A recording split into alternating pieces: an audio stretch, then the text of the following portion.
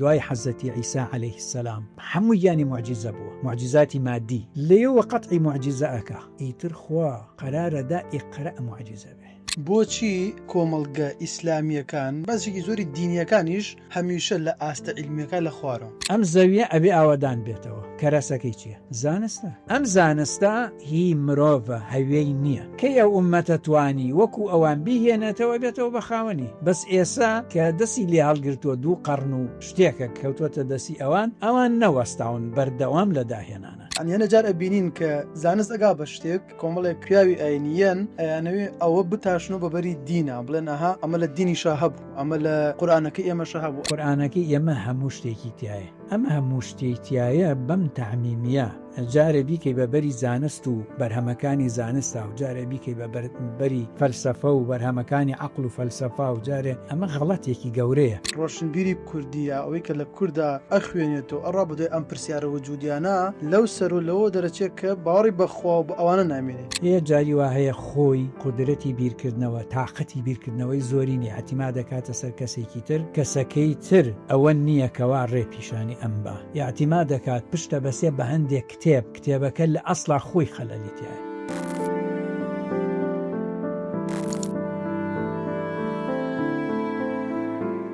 سڵاوتان لێبێتم، کاتان باش ئەزیزانی مامیدیا، خۆشحاڵم ناڵقێکی تری پۆدکاستەکەمانەوە لەگەڵتانین. ئەم جارە لەگەڵ مامۆستا محەممەد ڕەوف کۆمەڵێک باس و خواسی پەیوەست بە ئیمان و بە جۆرەکانی ئیمانەوەکەین. هیوادارم بینەرمان بن و چێژوەرەگرن.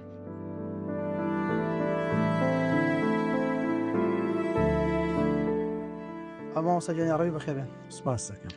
سوپاس بە ئامادەبوونتان، سوپاس بۆ کاتی بەڕێزتان کە میوانداریەکەتان قبول کرد و لە ڕێگەی خۆتان لە کاتی خۆتانتان بەخشی و هات نێرە لە خزمەتان نبووین. جا سەرەتا پێم خۆشە پێش هەموو شتێ بڕیاروا بۆ بابەتەکەی ئێمە و کۆڵێ پۆدکاستەکەی ئێمە لەسەر مەوزوعی ئیمان بێ. جا سەرەتا ئەمێ بپرسم ئیمان چییە؟ ئایا ئیمان ئەو مەوزوعە ئەگەر بین ڕێشکە با بڵین وشە سازیەکەی دەربێنین ئەوەیە کە لە ئەمن و لە ئارامی ئەوانەوە هاتووە، مەسەلەن پێناسەی ئیمان چییە ئەگەر پێناسەیەکی بکەین؟ والله بسم الله الرحمن الرحیم. سپاس بۆ دەعوەتەکە و سپاس بۆ ئامادەبوونی ئێوەی بەڕێزیش کە ئەم بەرنامە لەگەڵ مناکەن ئینشاءالله وی لە توانامانە هەبێ و بیزانین درێغی لێناکەین، زۆر شەفاف و سەریح لە بابەتەکانە قسە ئەکەین. بابەتی ئیمان وەکو هەموو بابەتێکی تری ئەم وجودە هەموو شتێک چیرۆکێکی هەیە، ئیمانیش چیرۆکێکی هەیە. ئیمان ئەو شتەیە کە پێش مرۆڤ خۆی گەورە بڕیاری لەسەر داوە، پێش ئەوەی مرۆڤ دروست بکرێت لە عالەمی وجودا، پێش خەڵق، پێش مەخلوقات، قەزەیەکە ئەم ئیمانە لەگەڵ کەسێکایە کە پێ ئەڵێن بە زمانی عیلمی کەلام پێ ئەڵێن واجب الوجود، بە زمانی فەلسەفە پێ ئەڵێن الوجود المطلق، بە زمانی قورئان پێ ئەڵێن عالم الغیب، عالم الغیب یعنی جیهانی نادیار. ئینسان کە لە دایکە بێ بە ئیمانەوە لە دایکە بێ، هەر کەس بێ وەختێ خۆی گەورە جەلە جەلالوهو بڕیار ئەدا لە ڕوحی خۆی نەفخەیەک بە ئینسان بدات. ئەم ڕوحە ئەین ڕوحی تەواوی بەشەریەت لە عالەمی مطلقی خۆیە ئامادە ئەکا، دوای ئەوەی خۆی ئەناسێنێ بە ڕوحی ئەم ئینسانە پرسیارێک لە تەواوی ڕوحی بەشەریەت ئەکا تا ڕۆژی قیامەت چەند مرۆڤ هەبێ ڕوحی هەمووی بەشدارە، چونکو لە ئەسڵە بەشدارە لەو نەفخە ئیلاهیەی کە کراوە بە جەستە ئینسانە. ئەم ڕوحە موئمنە ئیماندارە، دوای ئەوەی خۆی پێناساندووە پرسیاری لێ کردووە ئەلەستو بڕەبیکم قالوا بەلا. جا لە زمانی کوردەواری قەدیمە بیانویستایە باسی هەر شتێ بکەن کە زۆر کۆنە ئەیان و لە زمانی قالوا بەلا و ئەم شتە هەیە. ئەو باسی قالوا بەلا ئەوەیە هێشتا مرۆڤەکان سەرزەویان نەدیوە، ڕوحی تاک تاکی مرۆڤەکان ئیمانیان بە یەکتاپەرستی هێناوە بەخوایەک کە خەڵقی کردوون. بۆیە لەو شوێنانەی خی گەورە باسی مرۆڤەکە فطرة الله التي فطر الناس عليها لا تبديل لخلق الله ئەو فطرەتە بریتە لەو ئیمانەی کە ئینسان لە ڕوحیا هەڵی گرتووە ئەو ڕوحەی کە چووەتە ناو جەستەی مرۆڤ ڕوحێکی موحیدی ئیمانداری یەکتاپەرستە و پێغەمبەر صلی الله علیه و سەلەمیش تەفسیری ئەو ئاەتانەکە کە باسی فطرەتەکە کە ئەفەرمێ كل مولود يولد على الفطرة هەموو ئینسانێکە لە دایکە بێ لەسەر ئیمان و تەوحید لە دایکە بێ فطرەت یعنی ئەوە کەواتە مرۆڤ بۆ خۆی لە ئەسڵا مرۆڤێکی تەواو ئیماندارە لە ڕوحیا ئەمێنێتە سەرەوەی کە هاتە دنیاوە لە چ بیئەیەکە دێتە دنیا ئایا بیئەیەکە ئەو ئیمانە یەکەم ئەگوێزێتەوە بۆ ئیمانی دووهەم ئیمانی دووەم کەی دەستپێەکە لە دنیا دەستپێەکە لە دوای ئەوەی کەوە ئەم کەسە جارێکی تر بە ڕێگەیە لە ڕێگەکان یا پەیامێکی ڕاستەوخۆ وەکو پێغەمبەران بۆ قەومەکانیان یا ناڕاستەوخۆ کە دوای ئەوانە بێ بە پەیام بۆ ئێمە یا لە ڕێگەی کەسێکی ئیماندارەوە جارێکی تر ئەم مرۆڤە سەر لە نوێ ئیمانە یەکەمەکەی ئەگۆڕێ بۆ ئیمانێکە لە دنیا پێی بژی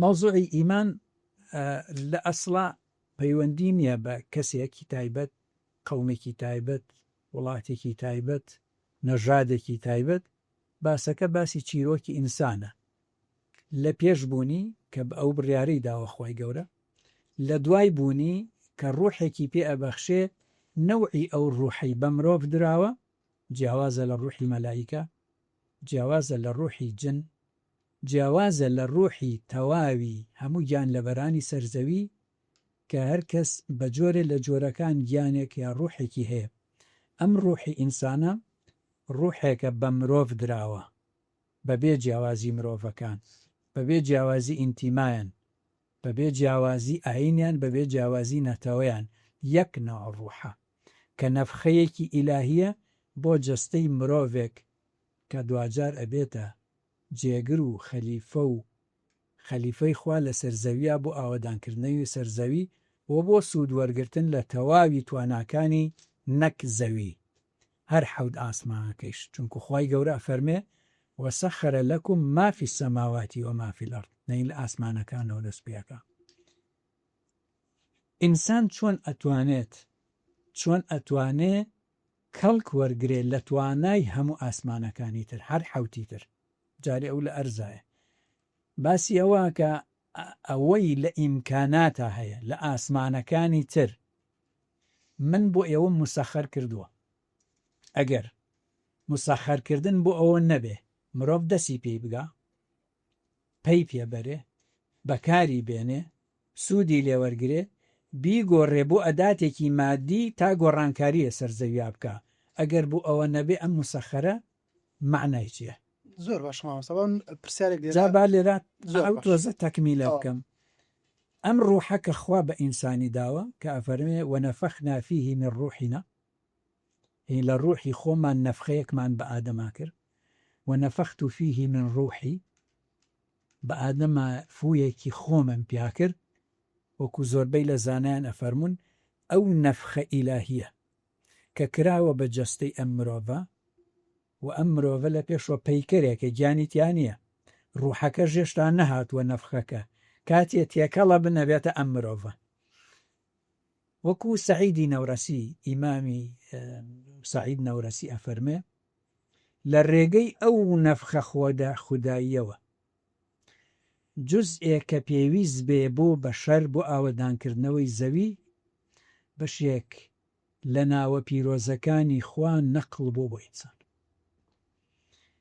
ینی بەشێک لە عیلمی خوا بەشێک لە توانای خوا بەشێک لە بەسیرەت بەشێک لە هەموو ئەو ناوە پیرۆزانەی کە خوێندومانە و بینیمانە و بیستومانە و تێگەیشتوین بە پێویستی مرۆڤ تا بتوانێت لە ڕێگەی ئەو تواناوە ئەم ئەرزە ئاوەدان کاتەوە نەقڵ بۆ ئینسان دوای ئەوەی کە بۆی نەقڵ بوو ئینجا بڕیاریان ئینسانە خەلیفەی ئەو بێ پلەی ئاوەدانکردنەوە و خەلافەتی ئینسان لەسەر زەویە ئەوەندە گەورەیە مەلایکەکان پیان ناخۆش بوو کە ئەوان نیم ئێمەین. بۆیە وایان زانی پێوەر عیبادەت و ئیلتیزامە لەگەڵ مەعسیەت نەکردنی بۆ ئەمری خوا. ئەوان وایان تەسەور کرد، بەڵام پێوەر لای خوا شتێکی تر بوو، بریتی بوو لە مەعریفە. ئەم ئینسانە کائینێکی مەعریفیە، قودرەتە مەعریفیەکەیشی لەو نەفخە ڕوحیەوە هاتووەکەیەتە جەستەی ئینسان. ئینسانیش کاتێ نەفخەکە دێتە جەستەی ئینسانێکی محایدە، نە موسڵمانە، نە کافرە، نە یەهودیە، نە مەسیحیە، مرۆڤە فەقەت. یعنی هەویەی ئینسانی لەگەڵ ڕوحەکەی کە لەگەڵ جەستەیەتی هەویەکەی شوناسەکەی مرۆڤە، دوایی شوناسی تر وەرەگرێت. بۆیە هەر ئینسانێ بتوانێت لە ئیمکاناتی ئەو ڕوحە ئیستیفادە بکە کە لە ناوە پیرۆزەکانی خوا نەقڵ بووەتە ئەو، دوایی چوەتە ناو دەماغ، لە ڕێگەی دەماغ و عەقڵەوە تەفعیلە بێ، ئیشی پێ ئەکرێ، ئەم ئینسانە ئەتوانێت داهێنان بکە لەم سەر زەویە. مسلمان بێ، مسلمان نەبێ، لە کتابپەرست بێ، مشریک بێ، هەرچی ببێ وەکو مرۆڤ، و خوای گەورە ڕێگری لێ ناکە، کێشەی بۆ دروست ناکە، تووشی لەو ئیشانەی کە داهێنانەکە سەری لێ ناشێوێنێ، کوێری ناکە، بەڵکو چەند بتوانێ ئەو مەخزونە مەعریفیەی خوا لە ئەسڵی دەماغە لەگەڵ دەماغە خەڵقی کردووە کە ڕوحی تێدێ، هەویەکەی هەرچی بێ ئەتوانێ شەریکی ئاوەدناکردنەوەی سەرزەوی بێ. بۆیە لێرەوەتی ئەگەین لێرەوە حاڵیە بین سەرەتای چۆن بچینە ناو بابەتی ئیمان. زۆر باشە مامۆستا. من لە ئەسنای قسەکان تا دوو پرسیارم بۆ دروست بوو. یەکەمیان ئەم قسەی کە ئاخر کە کردێ، یعنی ئێستا زۆربەی کات ڕەخنە گیری لەوەی کە بۆچی کۆمەڵگە ئیسلامیەکان نەک ئیسلامیەکان بەزێکی زۆری دینیەکانیش ئەو مشکلەیان هەیە، یعنی کۆم بەتایبەتی ئەوەی کە کۆمەڵگەی پێوترێت ئیسلامی و موسڵمان و وڵاتانی ئەوەی کە باسەکرێت لە عالەمە هەمیشە لە ئاستە عیلمیەکە لە خوارەوە و هەمیشە دوا کەوتون و ئەبێ ئەوەی کە مەسەلەن موسڵمان پێیانەڵێ کافر و لا دین و بێدین، ئەوەی کە ناسنامەکان کە جەناب باسی کرد و ئاماژە پێیان هەمویان لە ئاستێکی تۆپان لە علم و لە پێشکەوتنەکانی دنیاە. بەڵام جاری ئەمە بەچێتەوە بە ماوزوعی دینەوە، هەچ کەس مەسەلەن خویایە دین و دینداری و مەسەلەن ئیسلامەتی و چی ئەوانە دوا کەوتووە، ئەگەر عکسەکەی بوو پێشەکەویە و بروزەکە ڕاتە سەرەوە. ئەمە چ پەیوەندیەکی هەیە؟ دووە مامۆستا باسی لە مەوزوعی ئیمانەکە کە جەنابە باسی کرد کە كل مولود يولد على الفطرة، ئەم ئینسانانە باشە خۆ دواییشە کۆمەڵگەکانی ژەر ئەم ئینسانانە دروستیان کردو. چی وا لەم ئینسانانەکە کە لەو فیترەتە نەمێنن، لەو فیترەتە لابن؟ بەڵێ بە نسبەت پرسیاری یەکەم، کۆمەڵگەی موسڵمان بۆ دواکەوتووە، کۆمەڵگەی ناموسڵمان بۆ پێشکەوتووە. ئەم پرسیارەکە ئەوەی ئەم پرسیارە بە چەنەها جۆر کراوە لە کاتی خۆیان. پەلەوەی عەدادی بوو، یەکێ لەو کتێبانەی خوێندبۆی شەکی بەرسەلانە، لماذا تأخر المسلمون وتقدم غيرهم؟ بۆچی موسڵمانەکان دواکەوتن و ناموسڵمانەکان پێشکەوتن؟ ئەم پرسیارە یەکەم جار کۆمەڵێ مفەکیر ئەیهاژێنن لە 150 ساڵی پێشووە، ینی 150 ساڵ لەمەوبەر تۆزێ زیاتریش ئەم پرسیارە وردە وردە دروست بووە. ئەم پرسیارە لەکوێوە سەری هەڵدا؟ کاتێک کە ئەوروپا پێشکەوت، شۆڕشی پیشەسازی کرا، شۆڕشی مەعریفی کرا، دوایی کەنیسە و پیاوانی کەنیسە خۆیان نەگرت لە بەردەمی هەم زانست و هەم پێشکەوتنەکانی دنیا، و ئەوان پێشکەوتنی پیشەسازیەکەیان وەکو دەرەنجامی مەلموس مادی بە چای خۆمان بیبینین مامەڵی بکەین، ئەوەنە زۆر بوو زانست خۆی فەرز کرد. ئیتر وردە وردە یەکەم جار کە داچڵەکین لە جەستەی دەوڵەتی عوسمانیە دروسە بێ، یەکەم جار لەکوێوە دروسە بێ؟ کاتێ کەشتیگەلەکانی ئەوروپا دێنن بەحر بۆ شەڕ لەگەڵ کەشتیەکانی دەوڵەتی عوسمانی، کەشتیەکانی ئەوان لە ڕووی تەکنۆلۆژیای چەکەوە زۆر پێشکەوتووە، پیان وتووە چەکی ئاگرینیان پێوتووە، ینی ئۆتۆماتیکە و دوورهاوێژە و هەڵەکەم ئەکا و اینجا ئەمانیش یا زۆربەیان کە سەرباز بوون لە ناو کەشتیەکانە ڕمیان پێبووە و تیریان پێبووە و ئیتر شمشێریان پێبوو و وەلحاصڵ لە یەکێ لە شەڕەکانە کەشتیەک ئەتوانێت زۆربەی کەشتیەکانی ئەوان بسووتێنێ و غەرقیکە. پێش ئەوە زۆر قسە کراوە لەگەڵ دەسەڵاتی عوسمانیە کاکە زانست گەیشتۆتە شوێنە ئیتر ئێمە دەرەقەتی ناین با پێچوونەوە بکەین، نەیان کرد تا کار لە کارترازە. زانست مەعریفە کە حەزەکەم لێرە ئەو بابەتەش باسکەم چونکو کتێبێکم نووسیوە شەڵا بۆ مەعرەزی ئەم جارەی سلێمانی پێ ئەگا باسی خودناسی مرۆڤە. یەکێ لەو بابەتانی شیکاریم بۆ کردووە باسی ئیقرا و ئەو 4-5 ئاەتی بیدایەتی ئیقرا. خوا جەلە جەلالوه بۆ یەکەم ئاەت ناڵێ قول هو الله ئەحەد کە دێتە خوار، بۆ ناڵێ وەلیلای ملک السەماواتی وەل ئەرض، بۆ ئاەتە الکورسی نانێرێت کە جەوهەری تەوحید و یەکتاپەرستیە، بۆ باسی خۆی ناکا لەیسە کەمیثلیه شەیء وهو السەمیع البەصیر چونکو خەڵک بتی پەرستۆ ئەم ئەوێ پێناسەی خۆی بکە کە خوا بت نییە و کەس لەو ناچێ ئەو لە کەس نا. بۆ ئەڵێ ئیقرا. لەکوێ ئاڵێ ئیقرا؟ لە مجتەمەعێکی ئومیە، لە کۆمەڵگەیەکی نەخوێنەوار ئاڵێ ئیقرا. بۆ پێغەمبەرێکی نەخوێنەواریش ئاڵێ ئیقرا، ئەڵێ بخوێنە. ئەم زەویە ئەبێ ئاوەدان بێتەوە، کەرەسەکەی چییە؟ زانستە. بۆیە ئەڵێ چی؟ خوا جەلە جەلالوه بڕیار ئەدا لە دوای ئەوەی دوای حەزەتی عیسا عەلەیه السەلام کە هەمووی گیانی لەدایک بوونی ئیشەکانی هەمووی گیانی موعجیزە بووە، هەر لە خەڵقیوە تا وەفاتی هەمووی موعجیزە بووە، موعجیزاتی مادی. لێوە قەتعی موعجیزە ئەکا، ئیتر خوا قەرارەدا ئیقرا موعجیزە بێ. ئەم عیلمە ئەم زانستە ئەم مەعریفە محایدە پێلایەنە بۆ مرۆڤە،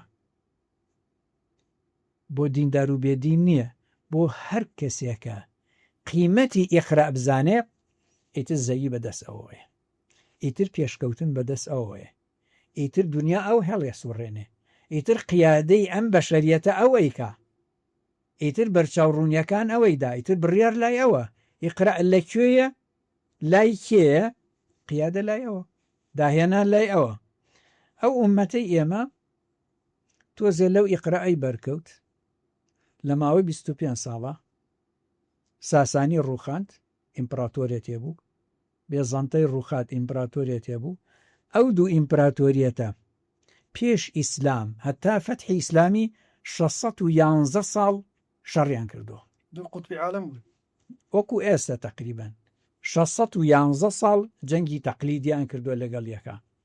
لە ئێرانەوە جاری وا هەیە ئێران گەیشتۆتە جارێ گەیشتۆتە بەحر المەیت لە سوورەتی ڕووم باسێکە ئەدنە الئەرض، جارێکیش گەیشتۆتە یۆنان، ڕوومیش چەند جارێ ئەوی شکاندووە بردوێتەوە تا ناوەڕاستی ئێران. 6 قەڕن ئەم بەزمەیان کردبوو. دوو جێیش کە یەکی 1000 ساڵ ئەمە 600 ساڵ شەڕیان کردووە، پێش ئەوەش دەوڵەت بوون ئیمپراتۆریەت بوون. جێیشێکیان هەبووە ئەگەر هەر 100 ساڵ 4 جیل بێ 24 نەوە لە دوای یەک لە شەڕیان کردووە. بەڵام لە بەردەم جێیشێک جەشی فەتحی ئیسلامی کە نە شاری بووە، نە حەزارەتی هەبووە، نە خوێنەواری هەبووە، نە عیلم و معریفەتی پێشتری، نە جەیشێکی مدەڕەبی هەبوو، نە چەکێکی هەبووە کەڵک بخوا، بەس ئەم ئینسانە تازە کە ئیقرا دروستی ئەکا، ئەم ئینسانە معریفی ئەخڵقێنێ. تۆ کەسێکی تایبەتی لە ڕێگەی ئەم سەرچاوە معریفیەوە کە بۆ هاتووە قورئانە ئەتوانی دنیا بگۆڕی، ئەتوانی مرۆڤ بگۆڕی، ئەتوانی بە قیەم و بەها گۆڕانکاری گەورە بکەی. بۆیە وەختێ نوێنەری ئەوەی کە پەیامەکە ئەبا بۆ لای مەلیکی فارس پێڵە ئێوە چین و بۆچی هاتوون؟ جوابەکەی چییە؟ جوابەکەیڵێ ئێمە هاتوین بەندەکانی خوا لە عیبادەتی ئینسان بجۆزینەوە بە عیبادەتی خوا. ئەڵێ ئەم پێغەمبەرە کە بانگتانەکا بۆ ئەمە مواسەفاتی چییە؟ چیتان پێڵێ؟ ئێڵێ پێماڵە درۆ مەکەن، ڕازگۆ بن، زوڵم مەکەن، سیلەی ڕەحمتان هەبێ، بەزەیتان بە فەقیرا بێتەوە. یعنی کۆمەڵێ دەستەواژە ئاڵێ کاتێک کە بڵاوە بێتەوە بە ناو مشتەمەعی فارسیە یەک تەئسیرەکە لە خەڵکەکە. یعنی یەکێک لەوانە کووردە، مەسەن میلەتی کورد کە وردە و دەنگ و باسانە بڵاوە بێتەوە ئەڵێن ئەوان نەیانزانیەوە جێیشی عەرەبیان هەر نەدیوە تا بزان عەرەب چییە، چونکو عەرەب سوپای نەبووە تا کەس بیبینێ. کورد لەو کاتە هەر یا ڕۆمی زانیوە ئەو بەشەی ئەو لای کوردستان، یعنی بەشی تورکیاکە و سووریاکەی و تا منتیقی بادینانیش، ئەم بەشەی تریشی تا قوڵایی ئێران هەرجێشی فارسی ناسیوە، عەرەبیان هەر بە چاو نەدیوە. بەڵام وا سوپایەک هاتوون سادە بەس کۆمەڵێ شتە ئەڵێن نەوتراوە نەبیسراوە. ئەگەر سەر بگرێ ئەم ئیمپراتۆرێتە لە ڕەگ و ڕیشکێنێ و ئەم گەلانەی تیژ هەموو ڕزگاریان هەبێ. جا لێرەوە ئەگەر ئیشەڵا کتێبەکە کەوتە بەردەستان لەوانەیە لە ڕۆژی خۆیان جارێکتر بینەوە لێرە باسی بەشەکانی بکەین.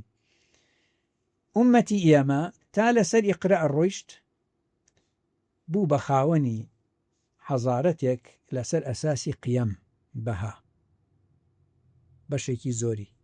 بەشەکەی تری گۆڕا بۆ حەزارەتێکی مادی لە ئەندەلوس، بەشێکی لە بەغا، بەشێکیشی لە شام لە دیمەشق کە پێوە دیار بوو ساڵانێکی زۆر زەبەنە ئەوروپیەکان چوون دە بەغا فێری خوێنەواری بوون، شتی تازە فێر بوون، وەکو مێژوو باسیەکە.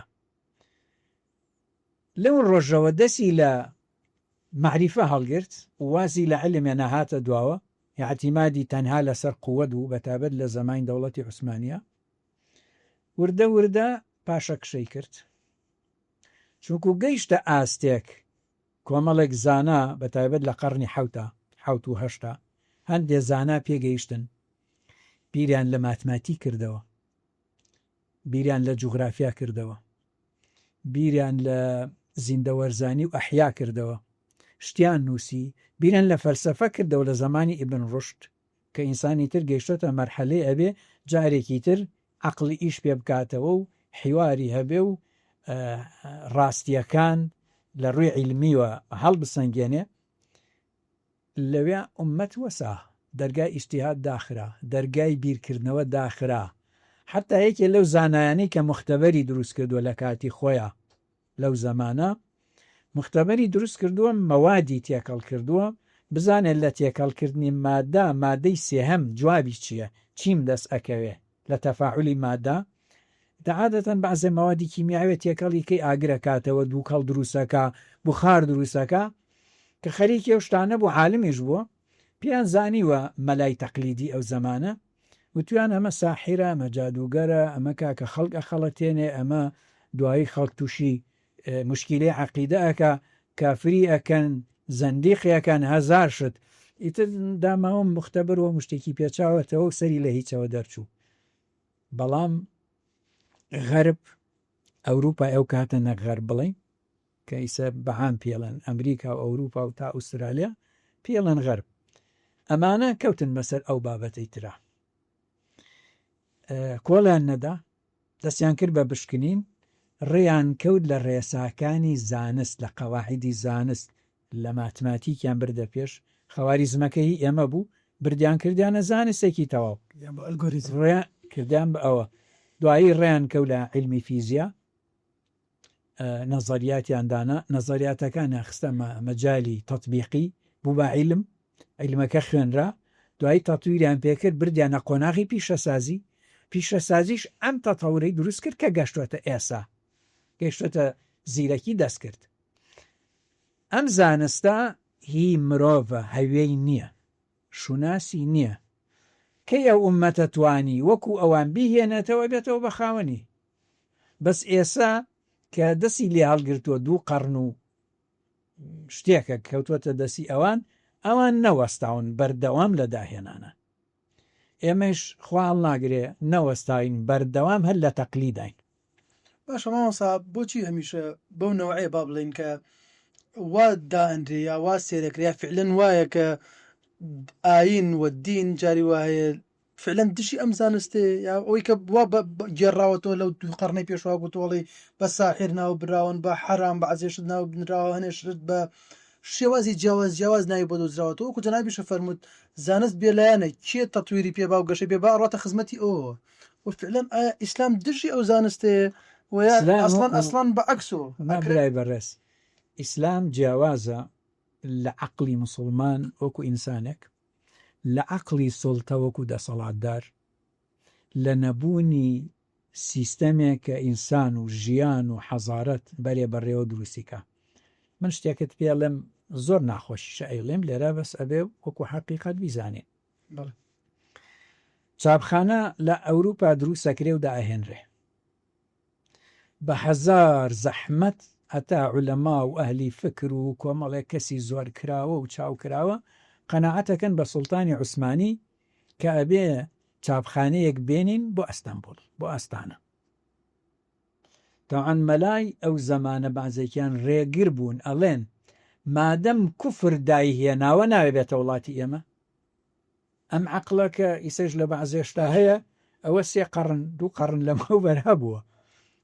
بە هەر حاڵ سوڵتان قەناعەتەکە ئەمە شتێکی بازێک کەسی خوێنەواری باش و عاقڵ ڕجایەکەن ئەویش قەناعەتەکە ئەمە شتێکە ئینسان و عەقڵ دروستی کردووە و لە جاتی ئەم کتێبە ئەم هەمووی بەدەست و خەت بنووسین و کوێرە کوێر و بە چەند ساڵێک کتێبێک چەند نوسخەیەک یا چەند هەزار نوسخەیەکی لێ ناکرێ ئەوە چاپە و یەک جارە دای ئەنەیت و سەدان و هەزاران نوسخەت بۆ دەرەکا و هیچ عملی یعنی عیبێکی تیان نیە. ئەمە ئینتاجی عەقڵی بەشەرە.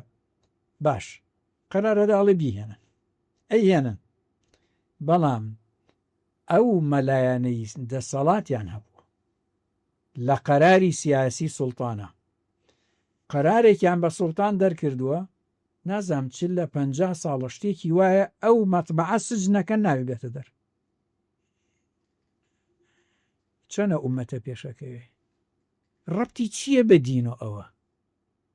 باشە حەزرەتی عومەر لە کاتی خۆیان سەلامی خۆی لەسەرەوەی ئەڵێ ئەوەی ئێمە گەورە بووین و بووین بە ئیمپراتۆریەتە دەوڵەتێکە ئیدارەی وڵاتە چۆن بکەین، چۆن تەنزیمیکەین. کابرایەک لەوێ ئەڵێ قوربان شتێکەیە پێڵن دەواوین، ینی سجیلات، تەنزیمی شۆرتاکە، تەنزیمی بازاڕەکە، تەنزیمی خەڵکەکە، سەر و خوار ئەنووسێتەوە، دەساڵاتەکان ڕێکەخە، هی فارسە بابی هێنین. ئەڵێ بڕۆن بیێنن. ئەیهێنە دایەنێ عەقڵی حەزرەتی عومەر لەو زەمانە پێشکەوتوتر بووە لە عەقڵی ئەو مەلانەی کە تەکبیریان بۆ سوڵتان کردووە لە سوڵتانی عوسمانی لە ئەستانە دوای ئەو هەموو قەرنە دەسەڵات. ئەمە ڕەبتی چییە بە ئیسلام و کوفر و ئیمانۆمە؟ ئەمە باسێکە کە وتمان زانست پەیوەندی بە مرۆڤ هەوەی هەیە بە بێ شوناس، بە بێ شوناسی نەتەوەیی نەدینی. هەنە جار ئەبینین یعنی کاک ناسر نزیکی 35 ساڵ پێش ئێستا باسیەوەی کردو ئەویش ینی هەنە جار ئەبینین کە زانست ئەگا بە شتێک دیسانەوە یعنی کۆمەڵێک خەڵکی ئاینیە با بڵین کۆمەڵێک پیاوی ئاینیەن ئەیانەوێ ئەوە بتاشنەوە بەبەری دینە بڵێن ئەها ئەمە لە دینیشە هەبوو، ئەمە لە قورئانەکەی ئێمەشە هەبوو. ئایا فعلەن دووبارە ئەمەش خەلەلێکی تر نییە هەرێ جار بۆ کۆڵێکە نەزەرێکی تازە دایێت لە عیلمە یا مەسەلەن شتێکی تازە ئەدۆزرێتەوە دوای مدەیەکە ئەدۆزرێتەوە ئەڕۆن بەعزێک یاسا و بەعزێ شت ئەهێنن لە قورئان و لە حەدیسا ئەوە فڵانەشت لە فڵان شوێنی قورئانیشا باس کراوە بەس ئێمە پێشتر پێمان پێ نەبردووە.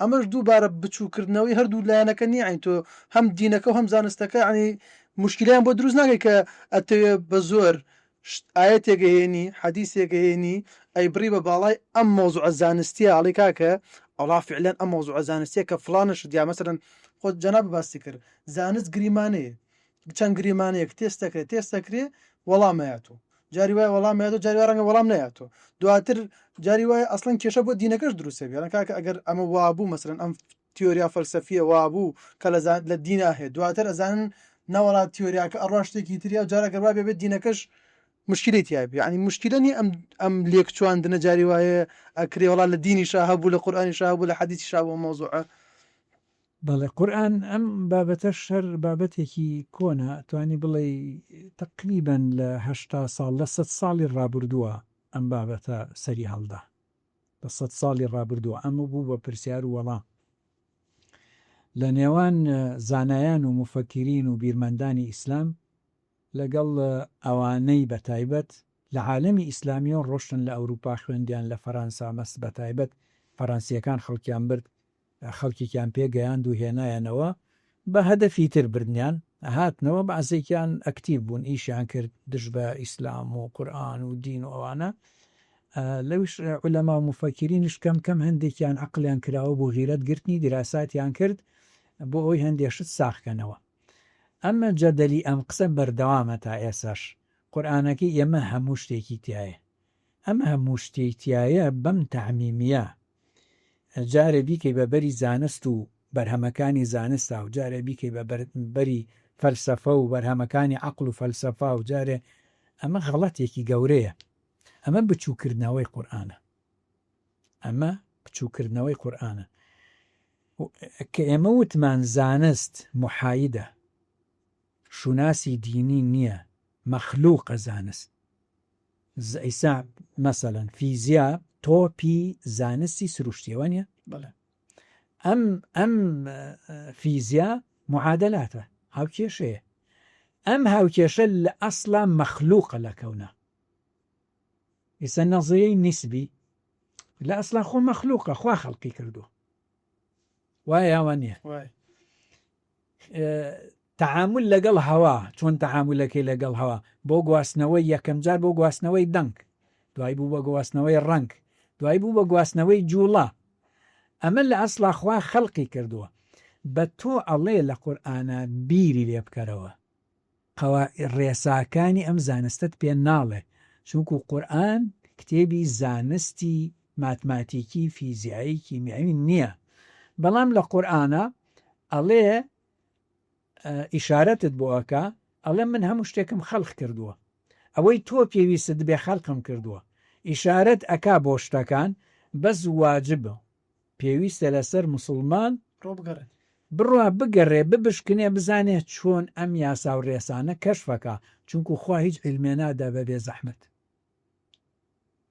نایدا بەڵام ئەگەر زەحمەتت کێشە سەیریکەن ئایەتەل کورسی 8 بابەتە 8 یەکێکیان ئەم بابەتەیە وەلا یوحیطونە بشەیء من علمه إلا بما شاء سەیری ئەم ئاەتە ئەم بەشە لە ئایەتەل کورسی یعنی ئەم ئینسانە ئەم مرۆڤ هەر کەسێ دیندارە بێدینە هەرچی ناتوانن ئیحاتە بدەن یعنی بە تەواوی بزانن علمێ لە علمەکانی خوا چییە ناتوانن إلا بما شاء إلا ئەوە نەبێت کە خوا خۆی ئێوێ بیە یعنی ئینسانی بۆ هیدایەتەدا ئەم مەشیئەتە چۆنەدا یعنی مەشیئەتی خوا بۆی تۆ ڕێت لەم علمە بکەوێ بەچی ئیدا لعلكم تعقلون لعلكم تتفكرون أفلم يدبروا إنجا سيري آسمانا كان سيري أرس كان سيري قولاي أرس كان سيري بانتايب كان سيري هواب كان يعني هموش تكالي بيري ليب كانوا كاتي كسيك كشناسي إيماني منيا يعني موحد نيا مسلمان نيا بلام يتشيكا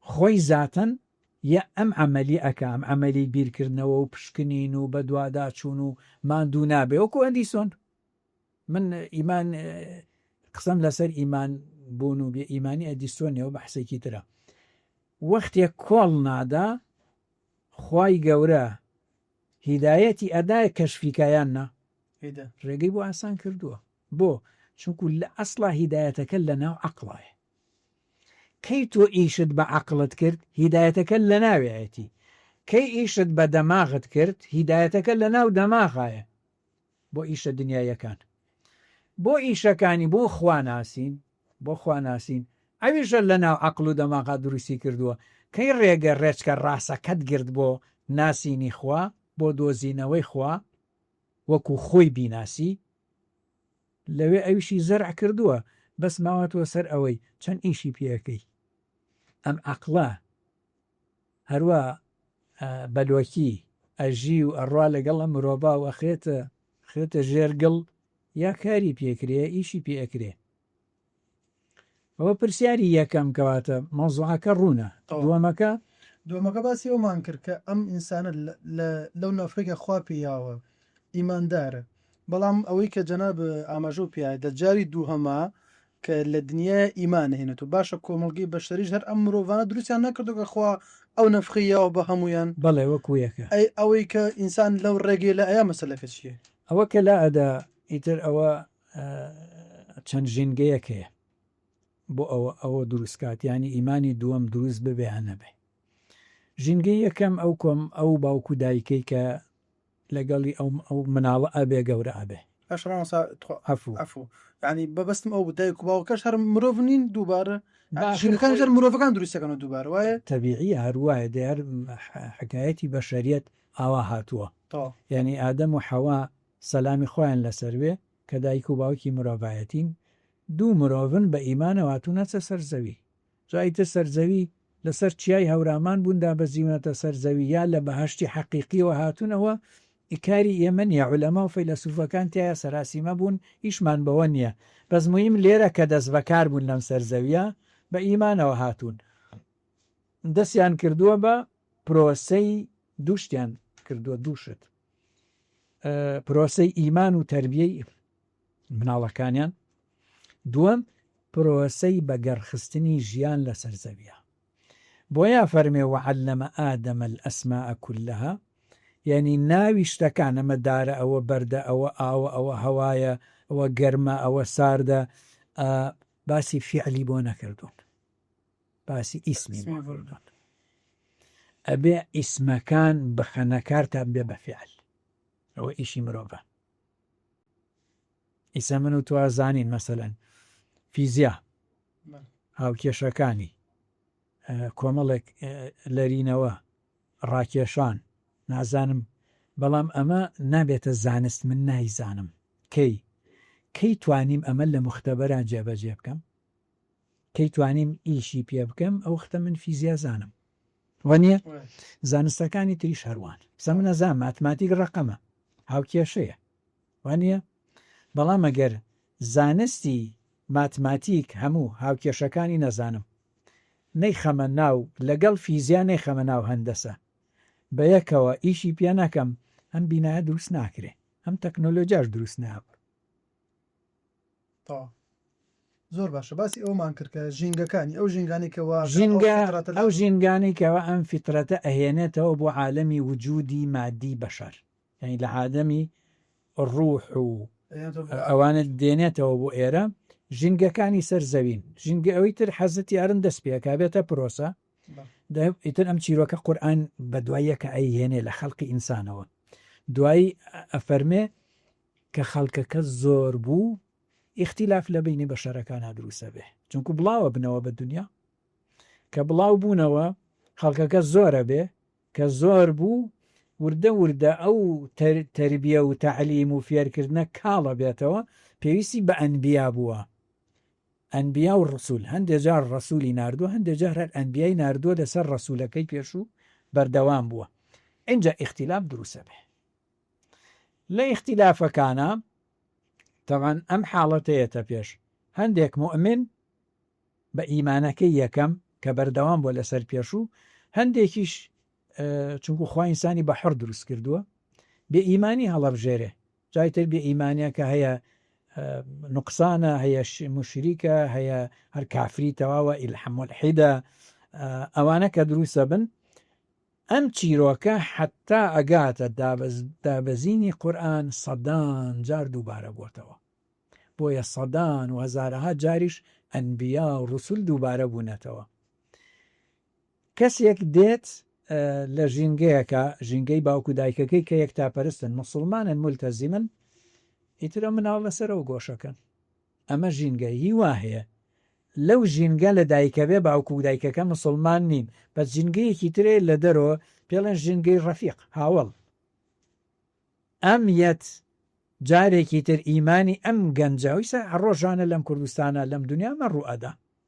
کابرایی باوکو دایکی زینێکی نیە مەسیحیە یەهودیە هیندۆسیە هەرچیەکەیە ڕێکەوێت لە گەنجێکی مسلمان لە زانکۆ سەر لە نوێ لەگەڵی دەست پێکاتەوە مسلمانە بێ ئیتر ژینگە مەکتەبە ژینگە کۆڵانە ژینگە ڕەفیقە ژینگە ئەم سەردەمە ئەم معریفە کراوەیە کە لە دنیا هەیە ئەم ژوورەی ئێوەیەکە ئێمە قسەی تیاکەین ئەمە ئیتر ئیسە ژینگەکان زۆرتر گەورەتر کراوەتر شەفافترە وەکو جاران نییە وەکو جاران زۆر معقد و یا بەرتەسک بوو ئیسە زۆر ئاسان بووە تۆ لێرە ئێمە ئەم قسانەکە ئیسەیکەین کاتی خۆی ئێمە لە هەڵەبجا بووین بام نوکتتان بۆ گەڕمە کاگمەوو لە یادداشتنامەکانیان نووسیوێتی ئەمە زمانی بەعەس بوو دەعوەمانە کرد هەموو شتێ مەمنوع بوو هەموو شتێک هەموو جوڵەیەک مەمنوع بوو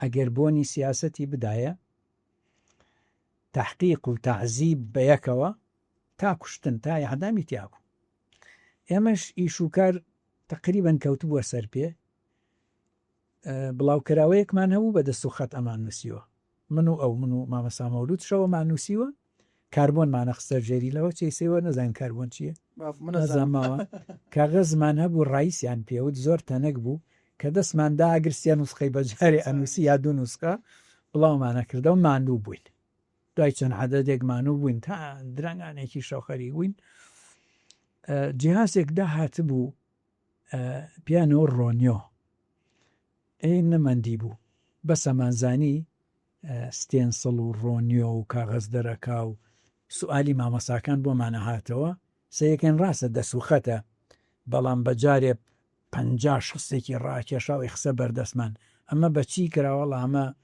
جیازی ڕۆنیۆیکە ئێمەش ڕۆنیۆمان لێبوو بە ئەوسا سەلاجە زۆر گەورەوای پیان و کۆنکۆرد 18 قەدەم و 20 قەدەم و ئانەوەمان زانی ئەوەیە بیرمان لەوە کردو چۆن بیکڕین دەستمان بیگاتێ دوایی بیرمان کردو باشە ئەگەر کریمان ئەمە هەر کەس بیکڕێ و حیزبی بەعەس پێویستانە ئیعدامەکەن ئەی بۆچیتە دیارە تۆ شتێکی لەژێ سەرایە مەمنوع بوو شتێکەوە ئەو مەسەن دوای جیازی ئیسینساخ پیا بوو بۆیە ئیجازەی ڕسمی و دەرکردایە و لە دوکانەکە دانای و لەژێ چاودێری ئیستیخبارات و ئەم نابوو ئەوەی کاری سیاسی پێ نەکەیت لەیەوە ئیسە دنیا گەیشتۆتەکوێ ئێستا بۆیە ژینگەکان ئەو ژینگەی ئێمە دەعوەمان تیا کرد ئاوا بوو ئەم ژینگەش ئیسە تۆ داوای تیاکەیت ئێستا بە سەوت و سوورە ئێمە ئەتوانین لە واشنگتۆن بین ئەتوانین لە مۆسکۆ بین ئەتوانین لە لەندەن بین ئەتوانین لە هیندستان بین لە ئەفریقا بین اینجا دەنگ ئەگۆڕێک مەسەلەن ئیسە شتێک پیا بووە مباشیر سەوتەکەی تو ئەکا بە لوغەتێکی تری کا بە زمانێکی تر تۆ قسە ئەکەیت ئەتوانی داوە بکەی لێرەوە گروپێکی گەنجان لە بەریتانیا دروستکەی لە ئەوروپا دروستیکەی لە ناو عەرەبا دروستیکەی بە زمانەکەی خۆتەوە و بە زمانێکی تر بۆ ئەوی تەرجەماکە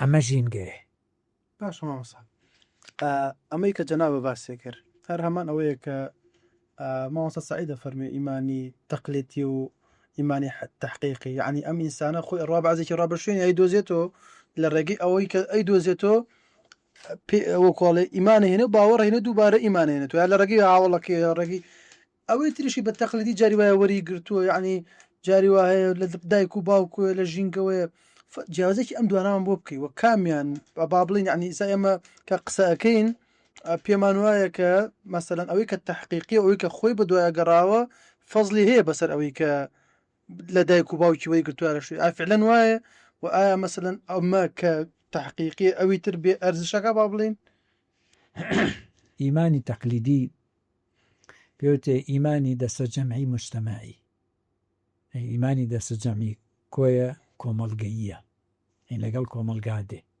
ئیمانی تەقلیدی یعنی ئیمانی وراسی ینی بەمبیراتی بۆت ئەمێنێتەوە جیل لە دوای جیل نەقلێکە ئەم ئیمانە ضرورەتی عامی خەڵکە هەموو کەس ناتوانێت بێتە عالم، هەموو کەس ناتوانێت بێ بە مفەکر بیرمەند، هەموو کەس ناتوانێت بێتە فەیلسوف، هەموو کەس ناتوانێت بێتە محقق، هەموو کەس ناتوانێت بنکۆڵکردنی زانستی بۆ بابەتەکان بکە، هەموو کەس ناتوانێت لەگەڵ قورئانە بژی ئاەت با من تیا بگەمە نەتیجە، یا بەراوردی ئەم قورئانە ئاەت بکەم لەگەڵ زانستە، یا پرسیارم هەبێ لەسەر هەموو شتێک. هەموو کەس نازانێت پرسیار بکە، هەموو کەس ناتوانێت پرسیار بکە. بۆیە پێوەەر بۆ ئیمانی تەقلیدی چییە؟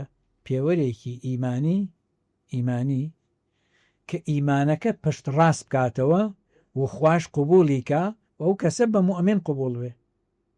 ینی تایتڵە عامەکە ئەم موئمنێکی یەکتاپەرستی دروستە مثلا ئەمە ینی باسی ئیمانی مجتەمەعەکەم کە عام. ئەم ئیمانە تەقلیدیە، ویراسیە، دەستە جەمعیە، کۆمەڵەیەتیە، تەنای یەک پێوەری پێویستە لە دوای تەوحید، لە دوای یەکتاپەرستێکی پاک. ئەخلاق، ئیلتیزام، تەقوا، ئەخلاق، ئیلتیزام لە قورئانە یەک معنای هەیە. یعنی هەموو تەقوا لە قورئانە کۆ بکەرەوە شێوە عامەکەی یەکسانە بە ئیلتیزام. یعنی ئەگەر ئەم ئیمانە ئەم کەسە هەیەی توانی بیکا بە خاوەنی ئەخلاق، یعنی بەڵگەیە لەسەرەوەی ئیمانەکەی دروستە. تەوعەن ناتوانێت بێتە خاوەنی ئەخلاق و ناتوانێت مولتەزم بێ هەتا لە پاڵەم ئیمانە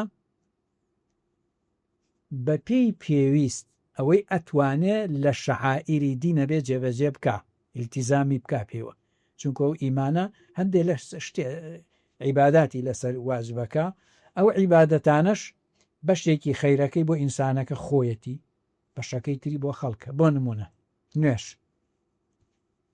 نوێش تۆ وەکو عەبد جگە لە حەیاتی ڕۆحی و دەرونی خۆت ئیسیفادەی لێ ئەەکەی، ئیسپاتی ئەکا ئەم نوێژە شایەتیت بۆ ئەدا هەموو ڕۆژێ کە تۆ کەسێکی یەکتاپەرسی. یعنی دەوری نوێش لە دنیا و قیامەت جگە لە پاکردنەوەی دەروون شایەتی دانە بۆ تۆ. بەڵام ئەی بۆ مقابلەکە ئیسفادەی چییە؟ ینی بۆ کۆمەڵگە، بۆ ئینسان ئیسفادەی چییە؟ بۆ کۆمەڵگە ئیسفادەی ئەوەیە نوێژ نەهی لە چیەکە؟ فەحشا و منکەر. فەحشا و منکەر بۆ دەنەوەی خۆتە. یعنی فەحشا لە قسەیەکی خراپەوە، لە توهمەیەکەوە، لە غەیبەتێکەوە دەست پێەکە تا توهمەی زۆر گەورە، تا بڵاوکردنەوەی بەد ئەخلاقی. منکەریش عامترە. ئەگەر نەیکرد ئەوە ئەچێتە ژێر پرسیاری نوێژەکە. یعنی نوێژ لێیە پرسێ تۆ هەموو ڕۆژە 5 جار بەخوا عەرزی خوا ئەکەیت 7 جار وانە ئیاکە نەعبود. ڕۆژی 7 جارڵی ئیاکە نەعبود. ئیاکە نەعبود یعنی بیکە ئەلتەزیم، یعنی من ئیلتیزام بە تۆ هەیە.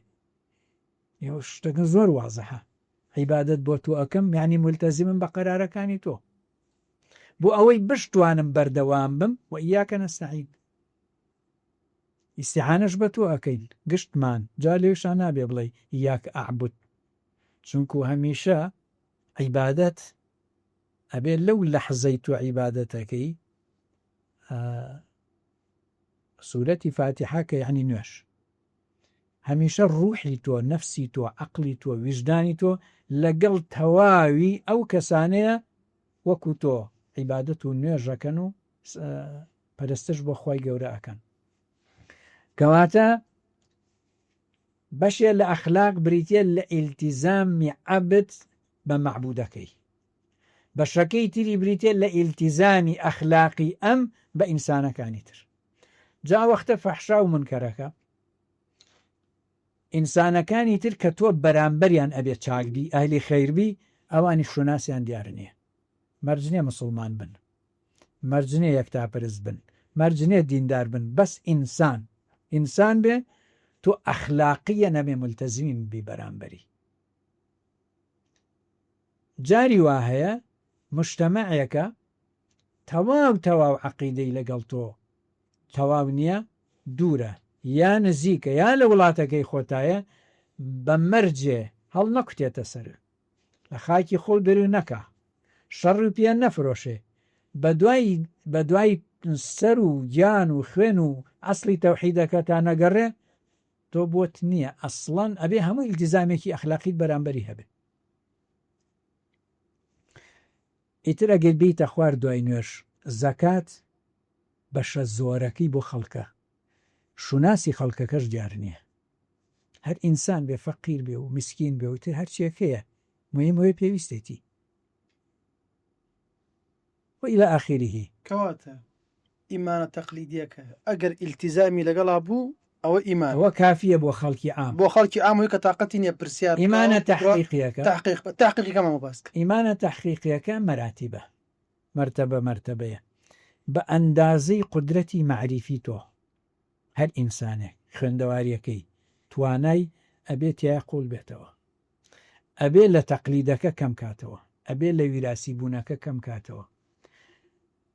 ئیمانە تەقلیدی عامەکە ناتوانێت داعیە بێ مەگەر قسەی خێر مەگەر قسەی خێر بکە ئەوەنەی لە نوێش فێر بۆ کەسێ فێرکە ئەوەنەی لە قسەی خێر فێر بووە ئەوەنەی لە ئەمر و معروف لە نەهی لە منکەر فێر بووە ئەوەنەی ویژدانی ئەزانێ ئەوەنەی خۆی لە ئەخلاق فێر بووە واجبێتی لە مناڵەکانیەوە دەست پێەکە بۆ کەسوکاری بۆ میلەتی بۆ هەمووی.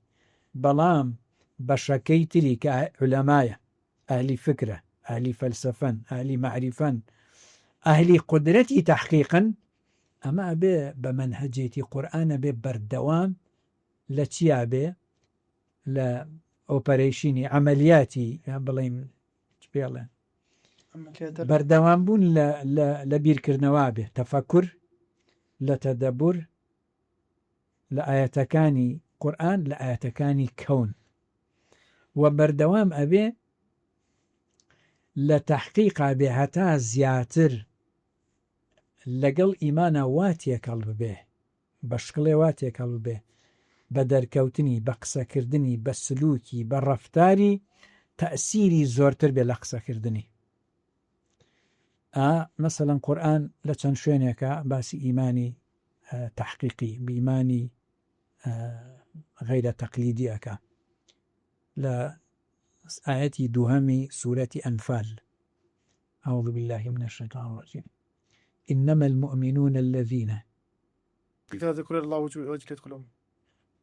المؤمنون الذين إذا ذكر الله وجلت قلوبهم وإذا تليت عليهم آياته زادتهم إيمانا بۆ ئەوەی بتوان ئەم عەمەلیە بەردەوام بکەن و عەلا رەبیهم یەتەوەکەلون.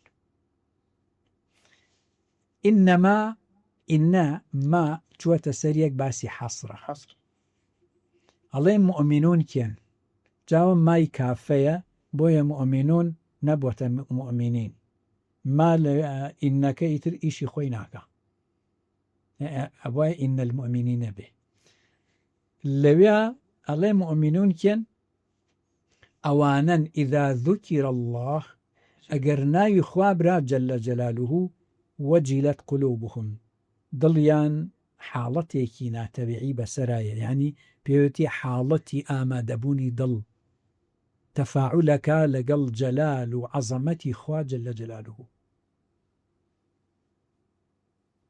وإذا توليت عليهم آياته ئەمە بەس بەناوبردنەکەی ئەگەر ئاەتەکانی خوای بەسەرا خوێنرایەوە ئاەتی قورئان بێ یا ئاەتی کەونی بێ باسی قودرەت و عەزەمەتی خوا بکە زادتهم ئیمانە ئیمانەکەیان زیاو ئەکا بۆیە عولەما ئەفەرمون ئیمان یەنقص یەزید و یەنقص حاڵەتی زیاوکردن و دابەزینیشی هەیە.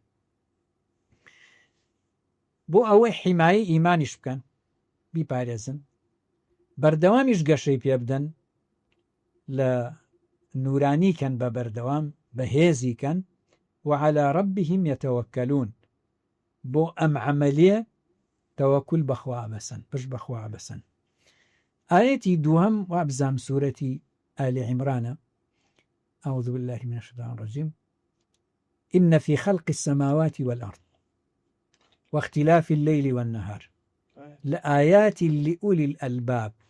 أولي الألباب كان یعنی خەڵقی سەماوات و ئەرز ئەبێ بیری لێ بکەیتەوە بچی لەگەڵیان بژی. جیاوازی شەو ڕۆژ ئەبێ بیری لێ بکەیتەوە لەگەڵی بژیت هەتا عەزەمەت و قودرەتی خوات بۆ دەربکەوێ. ئەمانە ئایەتن بۆ ئینسانی عەقڵ ولی الألباب یعنی عەقڵ، لەنێو کەسێ عەقلیش پێەکە یعمالی عەقڵەکە.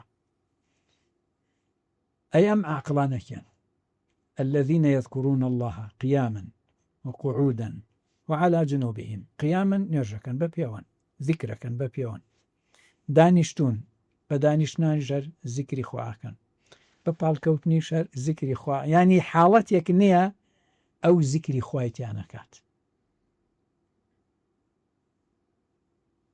قياما وقعودا وعلى جنوبهم يتفكرون.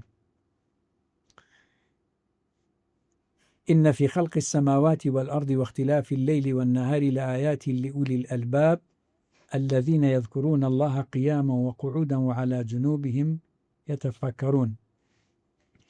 لا آخر علنشي ربنا ما خلقت هذا باطلا.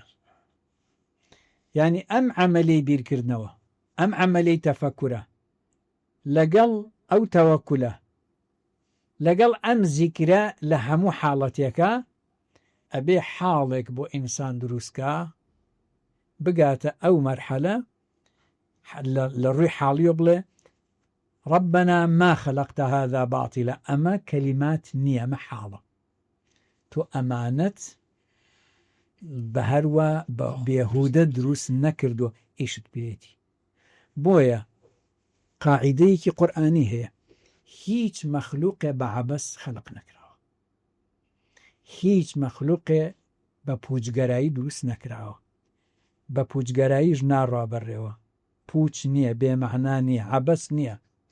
ما خەلقت هذا باطلا.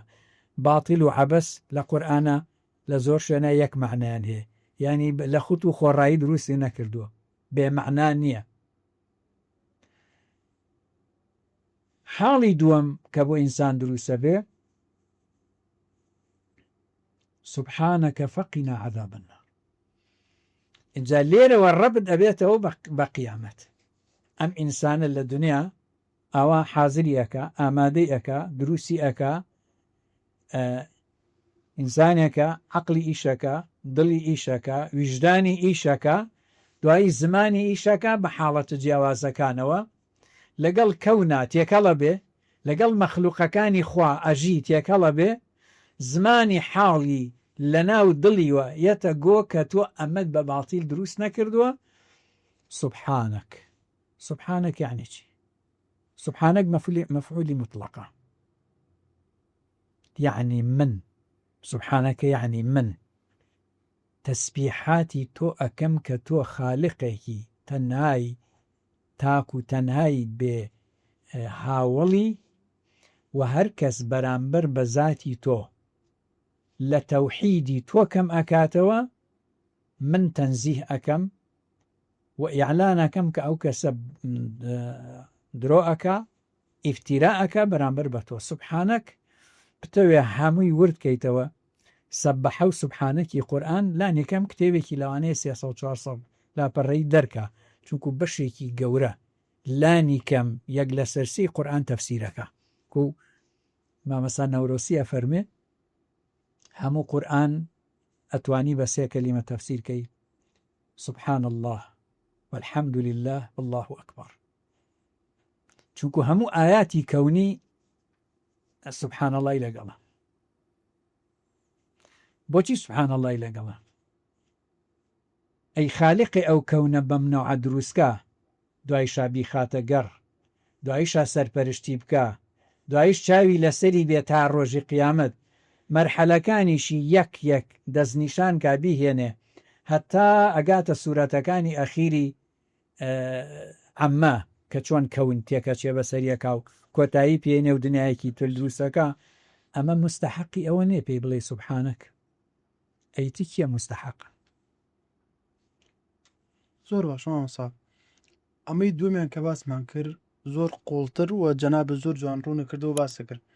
هەنێ جارە بینین زۆربەی کات ئەوانەی کە بەو ڕێگەیە ئەڕۆن هەر لەو ڕێگەیە یعنی زۆرمان بینیوە یا ئەبینین و ئەبیسین لەو ڕێگەیە ئیمانە یعنی ئەوەی کە ئیمانەکەیان بەخوایە ئەو سوبحانەکەیە لە دەست دەرەچێ یعنی ئەبینین ئەها قسەیەکی باوەیە لە کۆمەلگەی کوردی خۆمانە جاری وایە وترێ ڕۆشنبیری کوردیە ئەوەی کە لە کووردا ئەخوێنێتەوە ئەڕا بەدوای ئەم پرسیارە وجودیانە لەو سەر و لەوە دەرەچێت کە باوەڕی بەخوا و ئەوانە نامێنێ سەبەبی ئەمە چی ئالێرە ئەوە یا یەکەم جار باش تێ نەگەیشتووە یا ئەو ڕێگەیە گرتوێتێ بەر بۆ تەحقیق و تەدقیق دروست نییە یا هێشتا لە چۆتە مەرحەلەی قەلق لە معریفە ئاوایە ینی مەسیرەی معریفی ڕێگەی معریفە ئاوایە مەرحەلەی قەلق هەموو ئینسانێ هەیەی جزئی مەقتەعی لە ڕۆژێکە لە مایەکە لە ساڵێکە لە هەندێشتا قەلق ئینسان عادەتەن بەرەو ئیمان و تەسبیتی ئیمانە بە هیوا هەیە چەند جار لێ قۆما و ڕاز بۆ تۆ هەیە جاری وا هەیە خۆی قودرەتی بیرکردنەوە تااقەتی بیرکردنەوەی زۆری نیە حتیما دەکاتە سەر کەسێکی تر کەسەکەی تر ئەوە نییە کەوا ڕێ پیشانی ئەم بە یا ڕێگە ڕاستەکەی پیشان بە ئەوە کێشەیەەکە یاعتیما دەکات پشتە بەسێ بە هەندێک کتێبەکە لە ئەسڵا خۆی خەلەلیتایە کتێبەکە لە ئەسڵا خاوەنەکەی و کتێبەکە تەسەورێکی وێناکردنێکی دروستی لە وجود نییە لە خەلق نییە لە نەزەریەی خەلق نییە خۆی پێی نییە یەکلایی نەبووتەوە خۆی قەلەقە ئەمیش دەچێت لەگەڵ ئەو ئەژی لەگەڵ ئەفکارەکانی ئەوەژی تر وردە کاریگەری لێەکە جارێکی تر ئەم لە خشتە ئەبا یعنی لە ئیمانە سادە کۆمەڵگەیە دەسە جەمعەکە لای ئەدا ئیمانە تەحقیقی حەقیقەکەشی پیشان نادا چونکو پێی نییە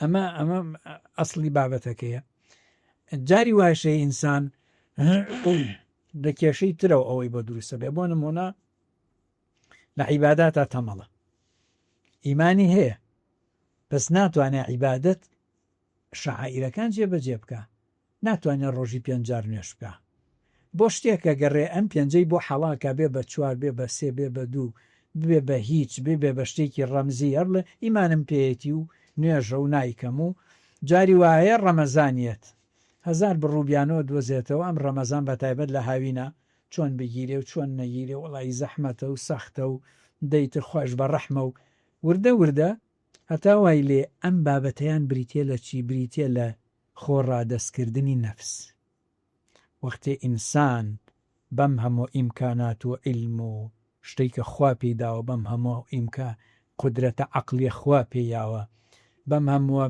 ئەم پێگە و پلەیە کە مەلائیکە حەسادەت بە بەشەرەبات ئەم پێگە گەورەیە داوێتی خۆی لە بیرەچێ خۆی تەسلیمی نەفسیەکە بەشتی زۆر بچووک ڕازیە مەسەلەن بە خەوێک نیو سەعات خەوی زیاد ڕازیە بەس لە پەنایە عیبادەتێک ئیلتیزاماتێک لە دەستی خۆیەدا بەوا کە چەند سەعاتی لە ساڵێکە خۆ هەموو شەوەکان بە ڕۆژوو نییە و هەموو سەعاتەکانیش نییە بەس بۆ دووتی کەنان و دوو نەوسنی حەزەکە حتاقەتی و ئیلتیزاماتەی نییە کاتی پارەی هێو زەکات نادا بۆ نمونە لە مجتەمەعێکی موسڵمانایە خزمی هەژاری هەیە یارمەتی نادا دراوسێ هەیە نایە فەقیرە بینە نایە بۆ چونکو نەفسی وا چنگی گیر کردووە لەو پارە و داهاتی کە هەیەی ناتوانێت و ئیلتیزامە لانی کە مەگەر ئیلتیزامێکی دینی نەبێ ئیلتیزامێکی ئەخلاقیە بەرامبەر بە ئینسانەکانی تر بۆی ناکرێ ئەمەش بەردەوامە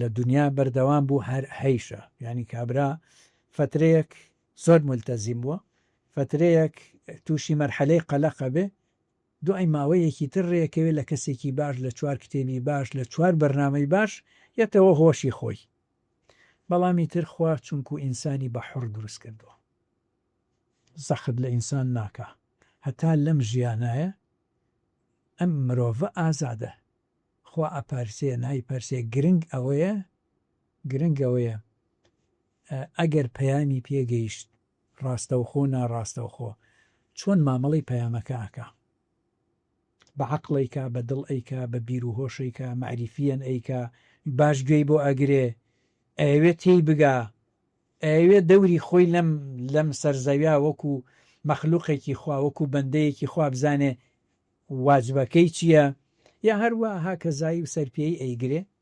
ئەوەی تر کەوتۆتە دەست ئینسانەکە خۆی گەورە لمن شاء منكم فمن شاء فليؤمن ومن شاء فليكفر. ئەمە قاعدەیەکی عامە و دەیان ئاەتی لەسرە لە قورئانە کە ئینسان حڕە. بەڵام ئەگەر بە ئیختیاری خۆی یا خوای ناسی و بەگوێی نەکرد یا هەر نەی ناسی یا ئیلاهی قبول کرد بەس ڕەبی قبول نەکرد، ئەم بابەتێکی قوڵتر و مهمترە ئەگەر کاتە بێ قسەی تا بکەیت.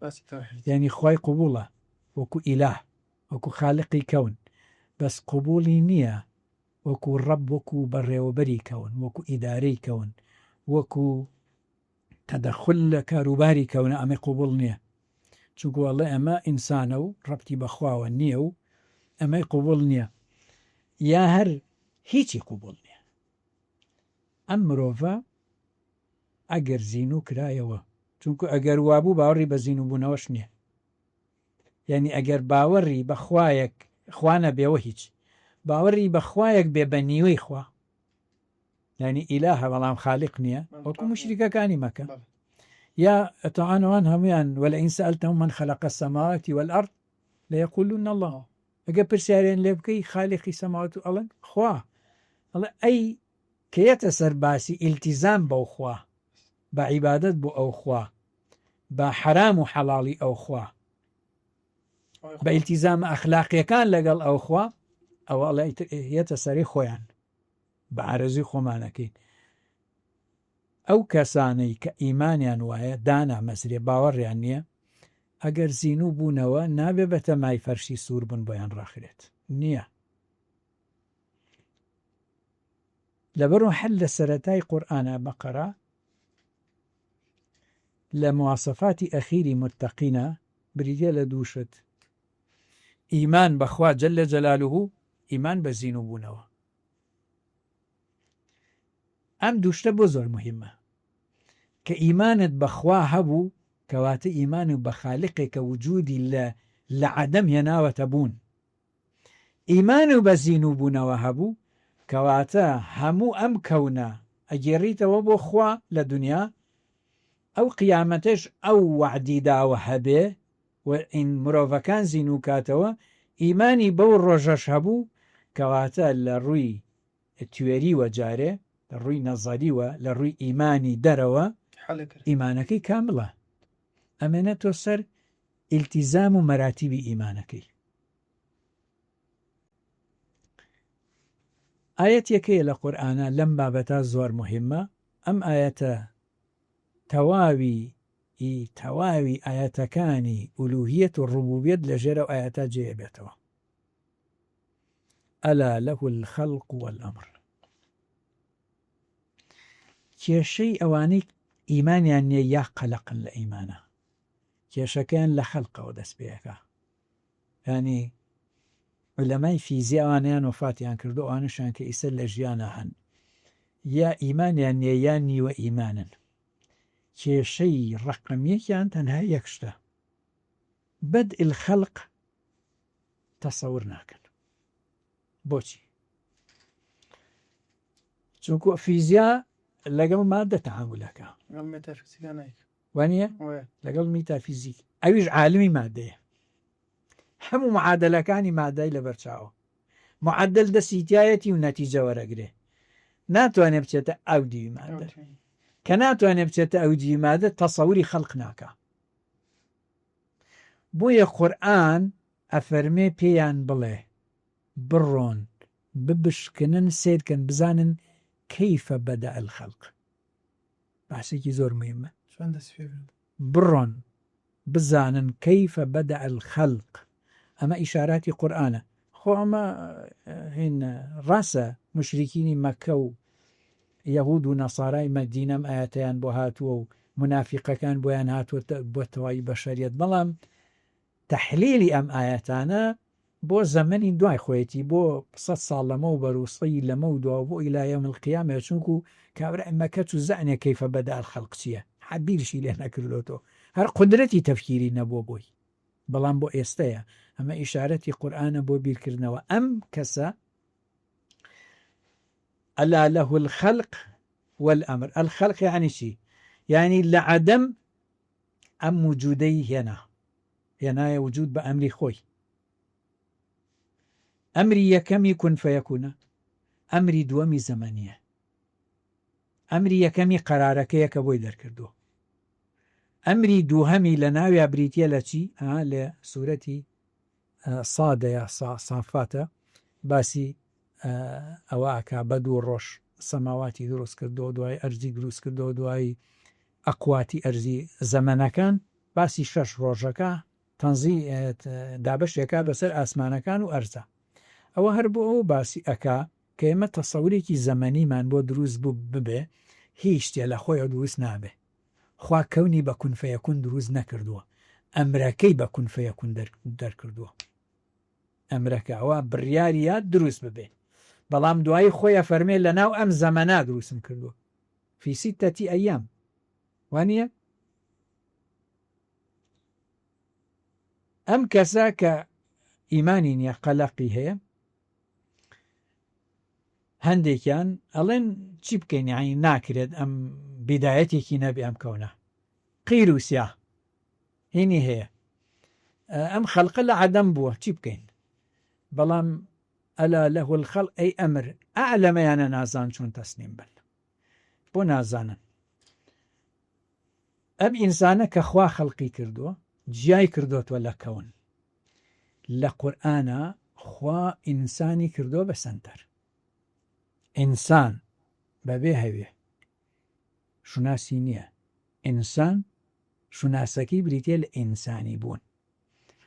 لەم کەونا ئینسان سەنتەرە، لە قورئانە ئینسان سەنتەرە. ئەگەر ئینسان لە قورئان دەربێنیت بە موئمینی، بە کافری، بە مشریکی، بە ئەهلی ئەدیانی، بە منافقی، بە یا ئەیوە الناس، بە یا ئەیوە الذین ئامنوا، بە یا ئەیوە الذین کەفروا، دەری بێنی قورئان شتیان نامێنێت، وانە؟ هەمووی باسی ئینسانە کە کەون دروستەکە مرۆڤ بەکاتە سەنتەر، کە قیامەت دروستەکە هەر مرۆڤ سەنتەرە. بۆ؟ چونکو لێرە ئینسان وەختێ خەڵقە بێت، ینی دروستی ئەکا ئەم پەیکەرەکە، هێشتا ڕوحی پێوە نەکردووە، بریتێ لە مەخلوق مەوجودێک، مەخلوقێکی نیسبی مطلق، نیسبی مطلق، یعنی تەواو، بەس کە ڕوح ئەچێتە بەری ئەبێتە مرۆڤێکی ئەبەدی نیسبی. چۆن ئەبێتە ئەبەدی نیسبی؟ کە ڕوح چووە جەستەی مرۆڤ ئیتر نامرێ، ئەو نەفخە خواییە کە هاتە مرۆڤ نامرێ. ئەمە ئێمە پێڵێن مردن یا مەوت، مصطلحێکە بۆ ئینتیقال لەم حیاتە بۆ حیاتێکی تر.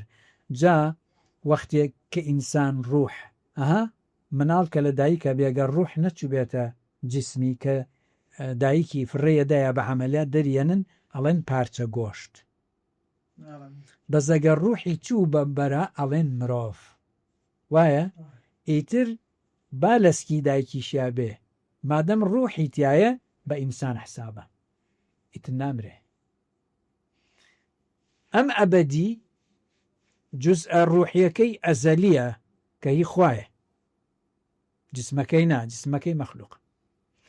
ڕوحەکەش کە نایەڵێ ئیتر قەت بمرێ، ئەبێتە ئەبەدی. ئەم ئینسانە متەمەیزە، بەشەرێک کە ئیمانی دانەمەزراوە. یەکەم شت کە لە دەستی ئەدا تەسەورێکی دروستی بۆ ئینسان نییە. خوا جەلە جەلالوهو ئێمەی وەکو ئینسان، وەکو ئەم مەخلوقەکە دروست کردووە، من و تۆ وەکو بەشەر کردوینی بە سەییدی ئەم کەونە، گەورەی ئەم کەونە. مەلائیکە هەر هەمووی لە خزمەتی ئێمەیە. ئەم کەونە بە ئاو و هەوا و گڵ و هەموو حەو ئاسمانەکانەوە هەر لە خزمەتی ئێمەیە، چونکمە فەرمێ وەسەخەرە لەکوم، بۆ ئێوەم دروست کردو ئەی مرۆڤ، مسەخەرە لە بەردەستانایە، چی لێ ئەکەن لێ بکەن، چۆن ئیسفادەی لێ ئەکەن، ئەم جیاکردنەوەی مرۆڤە بە سەنتەرکردنی مرۆڤ، ئەم قیمەت پێدانە، ئەم شەئنە گەورەی کە ئەیاتێ لە دنیا، ئیتر تو ئەبێ تەسەووری ئەوەش بکەی خالقی کەونەکەیە ئەم پلەی بە مرۆڤ داوە، ئەم ئیمکانات و توانای پێداوە. بۆیە ئەلا لەه الخەلق والئەمر، تۆش ئەبێ وەکو ئەم مرۆڤە بەم هەمە ئیمکاناتەوە ئەبێ تەسەووری ئەو خالقە بکەی کە چۆن ئیدارەی ئەم کەونە بۆ ئەکا. الخەلق دروستکردنەکەیە، ئەلئەمر بەڕێوەبردنەکەیە، الخەلق مولوهیەتەکەیە، ئەلئەمر ڕوبوبیەتەکەیە. ئەلا لەه الخەلق والئەمر. جا ئێمە یەکێ لەو معنانەی کە لەزەتی لێ ئەبین دوعایە یا مناجاتە. بۆچی باوەڕمان پێێتی؟ بۆ لەزەتی لێ ئەبین؟ چونکو قەنەعەتمان وایە خوا هەر خالق نییە، ئامیریشە. یەکێ لە مەحەڵاتی وەڵامدانەوە کاریگەریەکانی دوعا یا مناجات ئەوەیە کولی ئیماندارێەوە ئەزانێ عەلاقەیەکی تایبەتی لەگەڵ خواکەیە هەیە. مادەم ئەم عەلاقە تایبەتەی هەیە، دەیەوە خۆیەتی ئەفەرمێ ئودعونی ئەستەجیب لەکم، ئەتۆ بانگم کەن، هاوارم بۆ بێنن، وەڵامتانە دەمەوە. لە بینی ئودعونی و ئەستەجیبە حرفیتیان نییە، کەواتە زەمەن نییە. لە بینی ئودعونی و ئەستەجیب حرفیتیانێ، کەواتە لە بینی ئودعونی ئەستەجیب زەمەن نییە. بۆ چونکو خوا جەلە جەلالوهو لە دەرەوەی زەمان و مەکانە. مادەم لە دەرەوەی زەمان و مەکانە، کەواتە عەلاقەی ئینسان بەخواوە لە دەرەوەی زەمان و مەکانە. کولی لەحزەیە بەس تۆ مەرجەوەیە تۆ ئامادەبی، ئەوە خۆی ئامادەیە. مەرجەوەیە مرۆڤەکە ئامادە بێ، ئەو خۆی هەمیشە ئامادەیە. زۆر باش مامۆستا، زۆر جوان مۆزوعەکە یعنی ڕوون کرایە و باس کرا. لە دوای ئەمە وەزیفەی ئەو ئینسانە ئیماندارە کە بە تەحقیقی و بەم تەجروبەیە ڕۆشتووە و ئەو تەحقیقی ئەوەی کردووە، لە دوای ئەمە وەزیفەی چییە؟ ئەم ئینسانە دوو وەزیفەی هەیە هەر لە دنیا. وەزیفەیەکی وەزیفەکە هەردووکی ئەخلاقیە، یەکیان بینی خۆی و ئەو خالقەیەتی کە ئیناسێ ئەبێ لێی دانەبڕێ. دووەمیان وەزیفەی خۆی و مرۆڤەکانی ترە، وەزیفەی خۆی و ژیانە، وەزیفەی خۆی و زەویە، وەزیفەی خۆی و جێپەنجەیەتی لەم دنیا دیار بێ، وەزیفەی خۆی و خەلافەتە. خەلافەت یعنی بەشداریکردن لە دروستبوونی جێگەی پەنجەی مرۆڤ. جا بە ئەوەش بڵێن خەڵک ئەوە تێنەگا کە ئەڵێن وەزیفەی خەلافەت و ئیعمار و ئاوەدانی، خەڵک بێ بە خەیاڵێنە ئەمە باسی ئیمامیش، باسی ئەنبیا و ڕوسول و ئیمامی شافعی و حەنەفی ئەمان ئەوە نییە. وەزیفەی خەلافەتی دارتاشێک ئەوەیە جوان دارتاشی بکە، دەرگا و پەنجەرەی جوان بۆ خەڵک دروستکە، کورسی و قەنەفەی ڕێکی بۆ بکە، خیانەت و فێڵ و تەڵەکەی تیانەکە. ئەمە خەلیفەی خوایە ئالێ، چونکو بۆیە هیدایەتی یاوە فێری کرد ئەوە بکە، ئەوە ئیشی بێ. ئاسنگەرێ وایە، بەنایەک وایە، تەکنیکاڵێک وایە، معەلیمێک، مودەڕیسێک، مهەندیسێک، تاجیرێک، بزنسمانێک، هەر ئینسانێک لە دنیا چ پیشەیەکی هەیە تا قوڵ بێتەوە لە پیشەکەیە و جوانتر ئەنجامی با و جوانتر جێگە پەنجەی لەم دنیا دیار بێ، دەرەجەی خەلافەتەکەی بەرزترە. کەواتە وەزیفەی یەکەمی وەزیفەی عوبودیەتە، خوا بناسێ، زوو زوو ئیمانەکەی تازە کاتەوە لەگەڵ خوا.